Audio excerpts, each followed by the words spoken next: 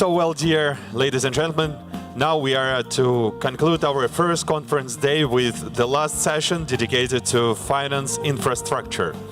Please give your warm welcome to the session moderator, President and Chief Executive Officer of Credit Guarantee Corporation Malaysia Berhad, Mr. Datuk Modzamri Modishak. Please welcome.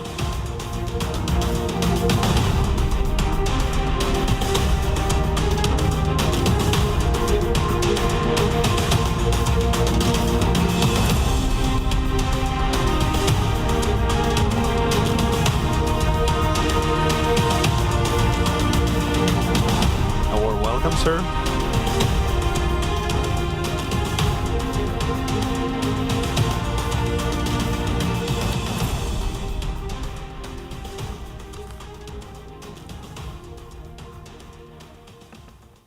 Thank you very much to the MC for the kind introduction.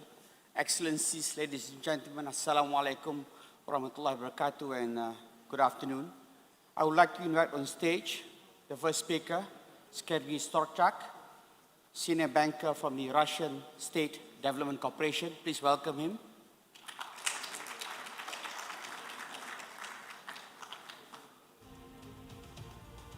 Our second speaker, Maria Roldez Artenas, Board Director, Development Bank of the Philippines.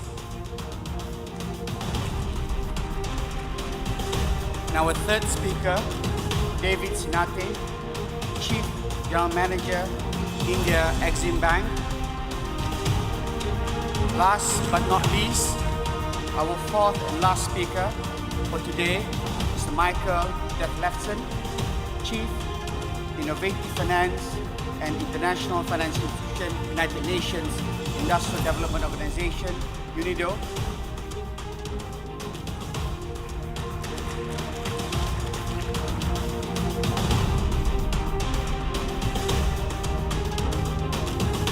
Excellencies, ladies and gentlemen, on behalf of the four esteemed speakers for this session, I would like to thank ADFIAP and EDB for organizing and hosting this event and for providing us with the opportunity for this knowledge-sharing session. Our four esteemed speakers today will share their knowledge, experiences, and best practices in infrastructure finance. They shall be sharing or talking about their respective organizations' capacity initiatives, vehicles and instruments used in the 10 minutes that has been allocated to each one of them. Q&A shall be after the last speaker's presentation. Without further ado, I would like to invite our first speaker, Sergei, to get the ball rolling. Over to you. Good evening. I understand everyone is a bit tired, but please keep attention to our presentations. Finally, we came to the money. The whole day was devoted to the infrastructure as it is can be constructed without financing. So now we are going to speak about directly how the money should be used and where they can be founded or taken. During morning session, you remember that our colleagues from Asia Development Bank said that there's no problem with the money. The system is full of money. There's problem with the bankable projects. So I would like to say to go a bit further. There's problem how to structure the utilization of the money. Even if you have good resources and fail to structure the deal with necessary documentations, it would be rather difficult to have a good project and have good results. From this point of view, I would like to touch upon about so-called blended finance. A couple of times our previous speakers mentioned these, but frankly speaking, I don't really understand why it is being discussed on purely between professionals and not in wilder causes. So it's a bit strange for me because I understand that the tendency to increase the utilization of blended finance is very strong. I would like to remind you that the blended finance started from the developing nations, from the necessity to finance risky projects in developing nations or emerging markets as well. What's happened nowadays? It's turned to be that blended finance are being used in developed nations for climate project financing. Examples are on the tables. Two general decisions in the United States by the President and by the Congress, one devoted to the so-called Act on Inflation, the other Act on Infrastructure. In both cases, it is clearly blended finance are going to be used, even so such word combinations are not being used. In the European Union, the same story. This net zero program, where the money combined from different sources and are going to be used. So just a bit of theory or methodology. It's very important to understand what kind of method can be used for blending. In terms of what kind of financial instruments can be used, it's rather simple. They are the same all everywhere. Loans and credits, equity and grants. But how to blend? This is very interesting. And I would like to say that in different jurisdictions, there are alike examples, but not in everything. So, first syndications, then de-risking, so-called de-risking, using de-risking where two instruments I use, guarantees and tranches. Funds and facilities and PPP contracts. I would like to say from the beginning that PPP contracts, if used mostly internally for inside jurisdictions, not outside, not abroad, because of the very difficult structure. So there are several reasons to actively use blended finance. First, these practices significantly improves the financial viability of project, often giving the investor sustained access to the market resources. Second, blended allows for various additional benefits that positively affect the project. It is often a guarantee of high-quality investment through the participation of our institutions, frankly speaking, of DFIs. Third, projects using blended rarely fail. Further, blended improves financial sustainability of the project due to the strict assessment of the investor of debt sustainability of the initiator of the project. And finally, the use of blended facilitates cooperation and coordination among various actors. And you can imagine, and we all know that when infrastructure project on the table, there are quite a number of different actors. So all these instruments and the method of blending are being used by my corporations. In 2018, the government came to the decision to set up a special mechanism which is called Project Finance Facility, or PFFF. PFFF uses almost, as I said, the entire set of blending methods, as well as the tools of blended finance. Funding of the VEB project activities is based on syndications, frankly speaking. Its share in each individual, or my share in each individual investment is limited to 15 20% of the cost of the project, with rest financed by the partner banks. The practice of de-risking is in the form of guarantees and tranches of financial flows is actively used. The most risky junior tranche A remains on the VEB balance, which funds are usually used to finance the initial phase of the project, the most risky phase, you know. In our arsenal is also the tranche number with the title C, which is to be used when the price of the project increase or there's some delays in the implementation of the project. Finally, there are grants funded by the government's subsidy used to keep the interest rates on the loans and at the level acceptable for the project financial models. So yeah, I have some figures about the achievement. The story of the fabric is not so long, but still we already approved 34 projects, and more than 30 projects are in our pipeline. The calculation shows that for every ruble financed by VEB, there are 3-4 rubles of private funds. Moreover, the use of the PFF ensured high budget efficiency.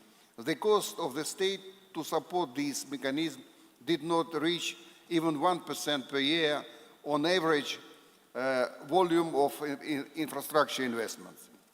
So my hope, my wish is that here at DF, at FIAP, we somehow exchange more about the national utilization of the blended finance, because I am sure that the experiences are quite developing, in some cases maybe even deeper and wider than in our case, because I repeat, we use it only for last 5 years.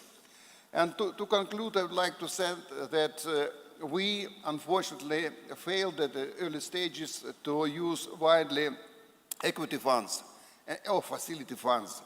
So nowadays this mistake is taken by the government as a fact. So, and we are working on the setting up equity funds. The money would come from the private sector. We hope that the volume of the fund would be more than $2 billion of US dollars, or equivalent in rubles, of course. We, as a state development corporation, will manage the fund on the same basis as we manage the factory itself. So we'll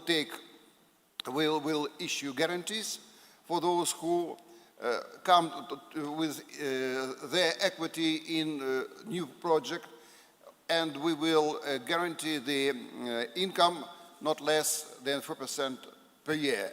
So this will help to decrease one of the cornerstones of our history, that the initiator of the project need to allocate 20% of the volume of the proposed project by itself in terms of equity. So this is my story. I have something more to add, but time passed. Thank you very much. Okay. Thank you, Michael. Over to you, Maria.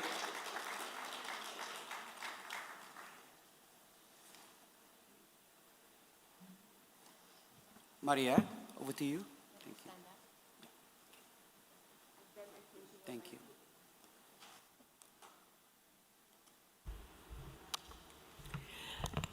Good afternoon, esteemed colleagues. You are very distinguished leaders and advocates of development financing in the Asia-Pacific.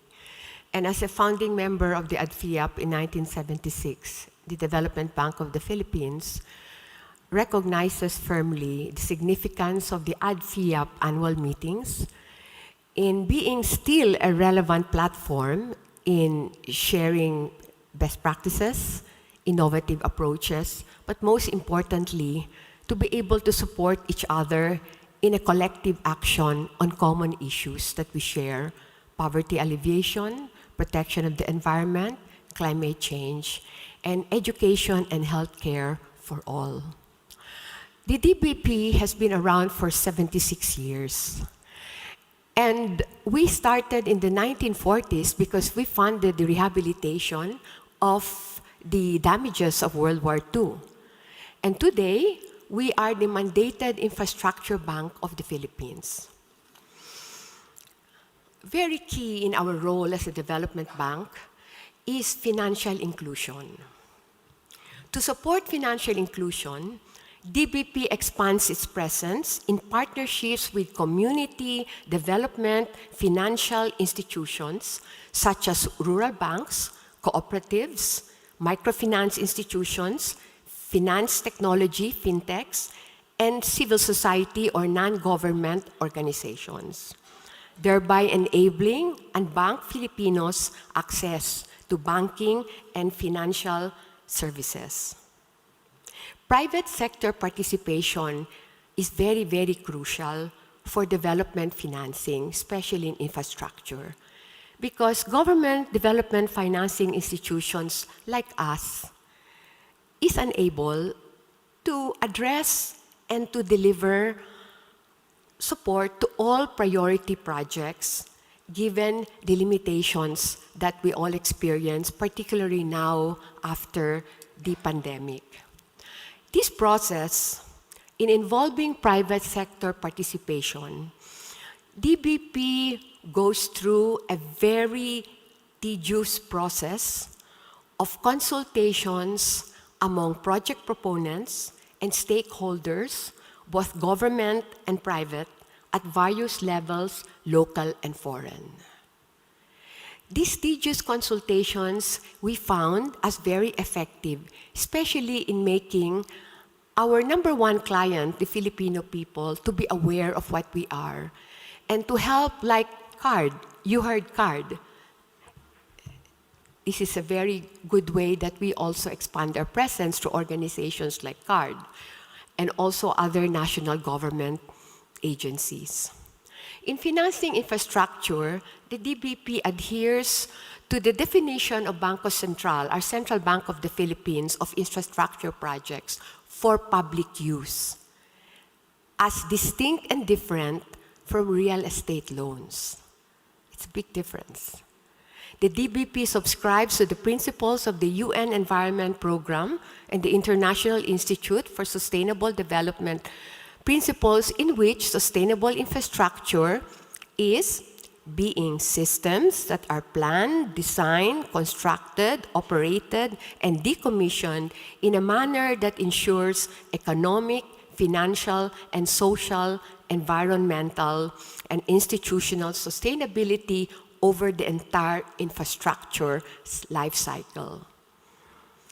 Hence, from the development lens, sustainable infrastructure must be both financially viable and must generate palpable societal benefits. Therefore, the DBP ensures serious considerations of any adverse environmental and social impacts. And these have to be mitigated. So when we talk to our partners, we do a lot of research also on their background. We do a lot of research of their other projects. So this prescribed project management cycle is carefully followed to make infrastructure truly sustainable. In the oversight committee, the board oversight committee that I chair, having identified the key drivers of our success based on the business model of the DBP for long-term value creation, we look at the bank's policies and implementation. First, to be consistent with our development mandate. Second, that our funds are invested and utilized for lending that are safeguarded, because the Development Bank of the Philippines is wholly owned by our government, and every profit that we make goes back to the national treasury. Third, DBP adheres to the do no harm principle. We are committed to social protection of indigenous people, gender, child welfare, occupational and community health, and safety. And we have defined performance measures for environmental and social impact monitoring and evaluation of these measures. I'm not following anymore the presentation. DBP also undertakes corporate social responsibility, especially our DBP Forest Program. We have programs that support projects that protects the critical watersheds and coastal areas, and we plant trees in open forest areas.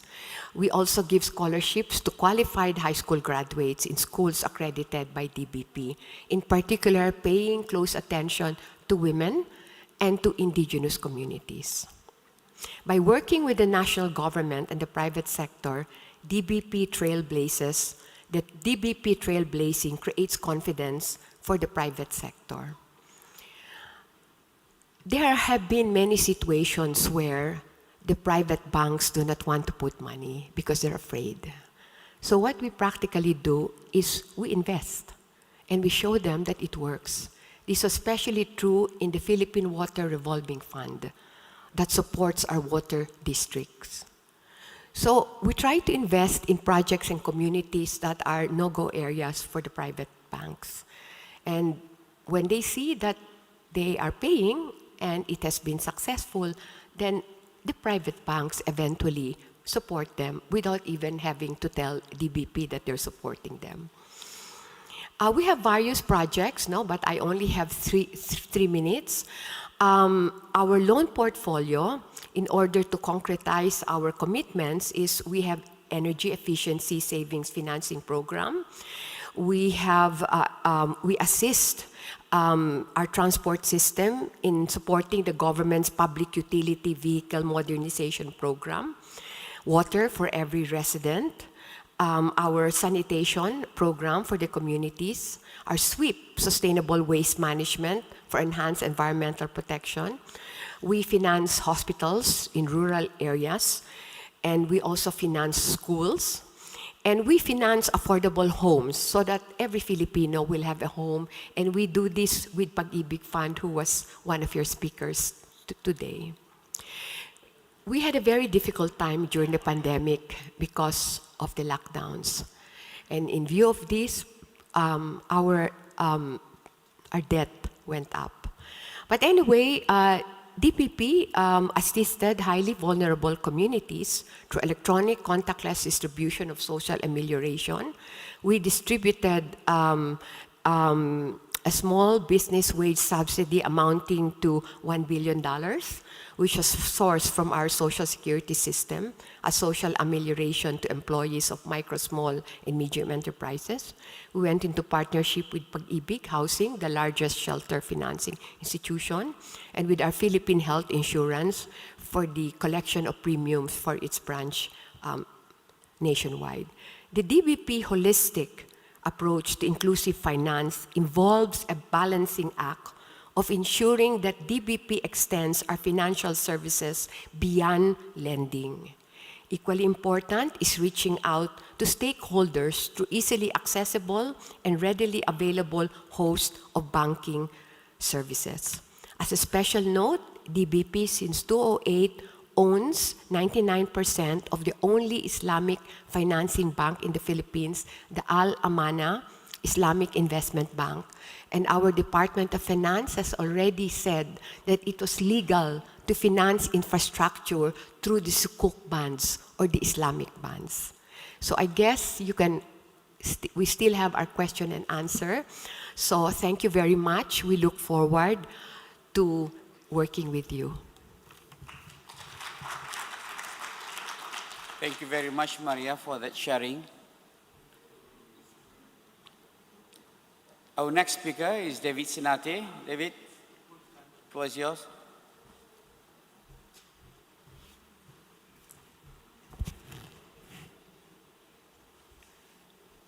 I'm an economist.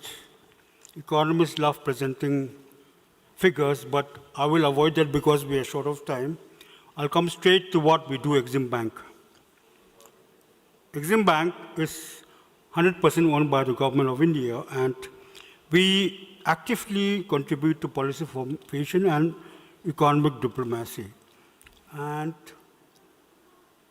can we go ahead with the slide? We have a number of finance products of the bank. I want to highlight that we are talking about creating infrastructure. One of the most important products of the bank is the lines of credit, which the Exim Bank extends to other developing economies. And as of 31st March 2023, we extended as much as $32 billion to other developing economies. And these are for, if you can see the regional development distribution. Okay, it's not shown in the slide, but I can share with you that out of this $34 billion, Asian region accounts for as much as 53% of our lines of credit extension to other developing economies. We also actively support Indian companies to execute projects overseas, and in fact, we have been very, very actively promoting Indian companies to execute projects in the SAARC countries, Asian countries, followed by Southern Africa, Southwest Asia, and if you can present some of the pictures which I had presented. Yeah, just go ahead, just go ahead, just go ahead. Yeah. I wanted to skip some of these. Yeah. Go ahead, go ahead. Just go ahead.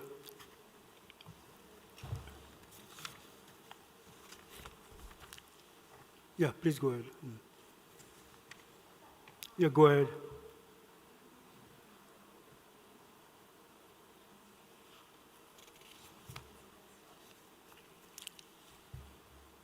Okay, that's going to take some time. We are also actively looking at the sustainable practices. In fact, we recently raised $1 billion sustainability bonds. And what I would like to highlight, because in interest of time, I am in charge of the research and analysis group. And we have recently come out with joint studies on trade and investment prospects with the African Development Bank, African Exim Bank, the Inter-American Development Bank, and the Caribbean Development Bank. And we would be very happy to conduct a similar exercise with the European Development Bank to conduct a similar exercise on how to look at trade and investment relations with the EDB. In fact, if I may share with you, the government of India is looking at negotiating free trade agreements with different countries and regions. I'll give you an example: Canada, European Union, Australia. And in fact, they are looking at having a similar kind of arrangement with the European Economic Union, EU. And Exim Bank has been providing detailed inputs based on the GTAB model. So what I want to share is that, to make it short, we will be very keen to work with the European Development Bank to come up with a similar study looking at trade and investment possibilities with the Asian region. Thank you very much.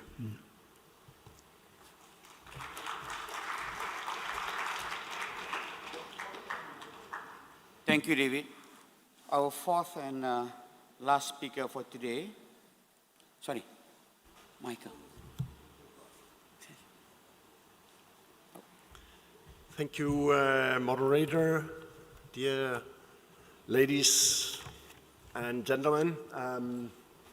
I'm Michael Ditlersen and look at innovative finance and our relationships with international financial institutions at the United Nations Industrial Development Organization in Vienna, Austria.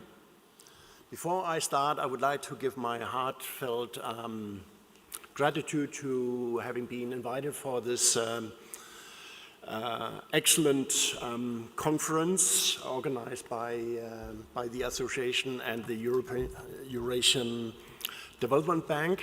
It's a pleasure to be in Almaty. I've been a few times here, but never in this context. So I'm most appreciative also to listen into all the excellent presentations that were made in the course of today. I will give a few slides about UNIDO, what we do, but before actually immersing into the brief for this panel, I just wanted to give a bit of a background information on UNIDO, for which I have no slides, so this will be out of the top of my head. We are like the Food and Agriculture Organization in the previous panel, we are a specialized agency of the United Nations family. We have not that many member states like FAO, but still 171 member states. The most recent one being Palau, who joined in the UN family a few months ago. We're very pleased of that. And we are pretty much a technical agency. So our clientele as the only agency in the UN is a dedicated focus on industry. So industry is our clientele in all its sorts and fashions and structures. And in this, I think we are rather successful. We are having various service offerings in place. One is we are using our presence of 171 member states in Vienna to organize on a regular basis what I would call normative actions or expert groups, sessions where we are exactly pulling in experts, professors, colleagues from the academia to give advice on specific, perhaps more complex thematic areas. One that I sort of been listening in from the past few sessions during the day here was about operability issues in a cross-border context, how to align, how to make sure we all work towards the same goals. That would be, for example, a forum where UNIDO excels in organizing these kind of sessions and get the expertise from the member states and a broad set of stakeholders. We are also a technical cooperation agency, meaning that we are designing, formulating, appraising, approving and implementing and following up on technical cooperation projects and programs. And in this we have at any point in time approximately between 800 and 1,500 TEC projects all over the planet. And it's in the areas that we talked about today. It's agribusiness, it's energy, a very strong focus on energy. It's also on traditional industry sectors. And in fact, it is also moving into new, very innovative areas of industry, like smart factories, smart agribusiness,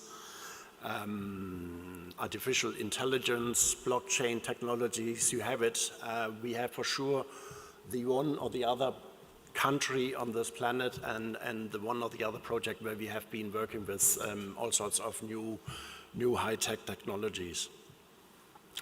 Now, moving into my function, as it so happens, and colleagues would perhaps not believe it, but I've been working in procurement for almost 20 years. I was head of procurement in 3 different organizations, the last one at UNIDO. With the introduction of a new leadership, since December 21, we are being headed by Dr. Gerd Müller, who is the former Minister of Development from Germany, and who has a very strong vision about the organization. We've been going through a major restructuring exercise, and as part of that restructuring exercise, there are two new divisions. One which is focusing on public-private partnerships, which was also being mentioned in quite a few panel sessions today. It is about partnering up. It is about reaching out and teaming up with the colleagues here present. And the other one is the one headed by me in terms of innovative finance and reaching out to international financial institutions. In that context, I already would like to make the gratitude for the comments made by previous colleagues from the AIIB and the Eurasian Development Bank about their request to reaching out to other international organizations. UNIDO for sure would very much like to entertain this further and see how we can develop and work together on some of the projects. Now a few minutes, I know time is pressing, on the main brief for this panel. At UNIDO, next slide please, we are basically having in the field of bringing in sustainability in infrastructure finance, we have broadly speaking, we have two major interventions. The one is on capacity building and training. Can we maybe move on with the slides, please?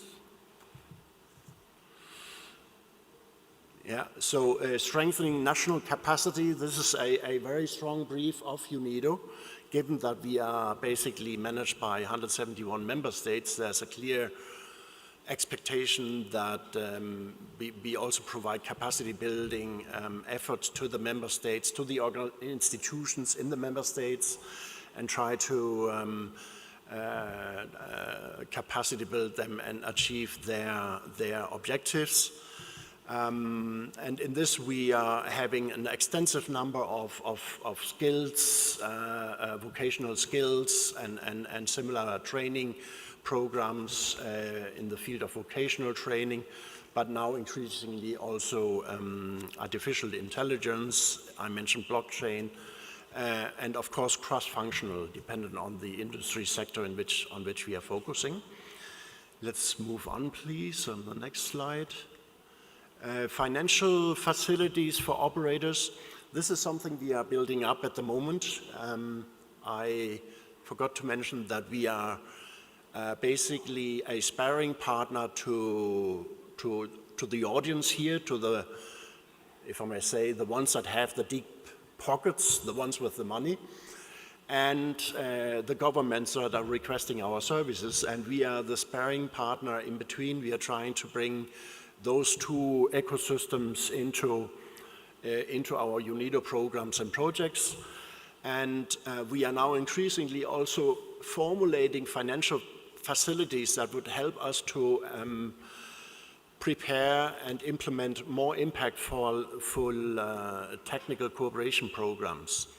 So whereas we in the past have very deep engagements with most of the member states who provide funding to us, and also regions of member states like the European Union, for example, and also the Green Climate Fund, the Global Environment Facility, Montreal Protocol, where we are one of the leading implementing agencies for the last 20 years.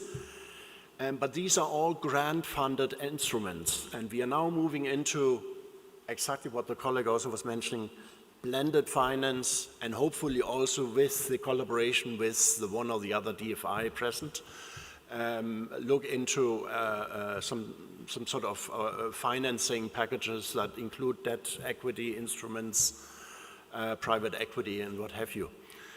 Let's move on. 3 slides very quickly, the last ones. Move, please. Next one. This one.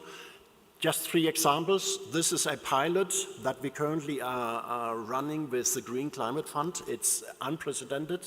It's the first of its kind, where we basically have teamed up with an impact investor called CAMCO, doesn't matter, and ourselves, both accredited by the GCF, and we are developing a climate resilient intervention in a number of countries in Southern Africa, where we are providing the TA component and CAMCO is providing the investment component. And this is being designed to go concurrently.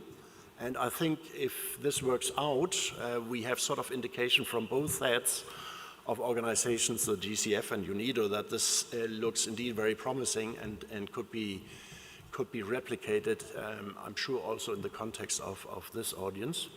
Let's move on to the next one. The next example is from Ukraine before the conflict, I must say, where we set up a loan guarantee facility. And because of regulatory restrictions in Ukraine, we teamed up with a commercial bank to help us in issuing the guarantees. And there's a local Ukrainian bank who actually extends the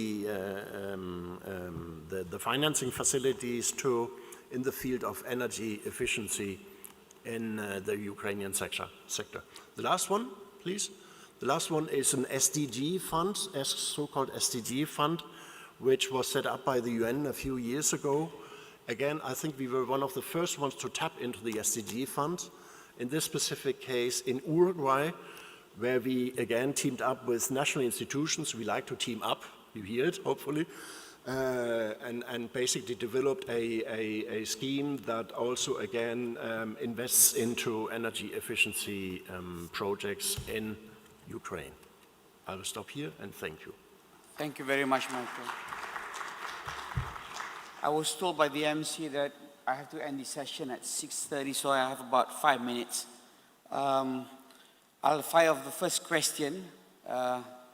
The first question would be, David, the biggest challenge in infrastructure financing and how do we address that? Sorry, Michael. The biggest challenge, we spoke before, the biggest challenge in infrastructure financing and how do we address that challenge? For sure, the biggest challenge is what our colleague also have been mentioning both in this session and previously, is that collaboration is very good, and it's absolutely, that's a prerequisite for sure, but it's also collaboration within a country and probably across multiple countries, because most of the programs and projects are increasingly more regional or perhaps even global in nature, and there the whole context of collaboration and how to divide the roles between developing financing packages and the associated technical assistance component becomes key. So I think that will be one Thank you, Michael. Maria, in your presentation, you spoke about the importance of collaboration with strategic partners that have the common objective for financial inclusion. So I think, given the importance of stakeholder management, what are the biggest challenges that you have faced and how do you address them?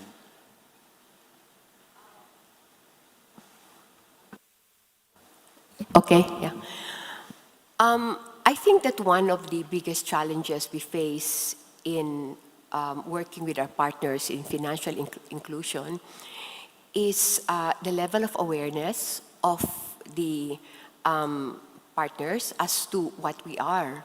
Because we are a bank, we're not a charity institution. So we need to do a lot of financial literacy, and we in fact do financial advisory with most of our clients, either potential or prospective. That's why, as I have said, to succeed in infra financing, you have to do a lot of consultations. That's very important. And the setting of priorities, no? Because everybody wants something, and everybody has developmental needs. And yet it is a matter of helping them understand that how to prioritize. And as I've said, to have a better understanding of what is financing. Thank you. Thank you very much. I think I only have about 1 minute. So I'll sum up the key points. For those of you who have questions, I'm sorry I'm unable to take it. We'll be more than happy for you to email your questions to the Secretariat and we'll take it from there. The three key points in this discussion is that firstly, infrastructure finance, we all agree that it is indeed very, very important as it facilitates and promotes economic growth. Secondly, adequate sources of fund as well as good stakeholder management are of paramount importance. And finally, with good planning and execution, infrastructure finance can definitely improve the quality of life, eradicate poverty, and it is indeed in line with the 17 UN SDGs. And with that, it allows all of us to make this world better together. Excellencies, ladies and gentlemen, we have come to the end of our session. Thank you very much for your kind attention, and let us give a round of applause to all our 4 esteemed speakers. Thank you very much.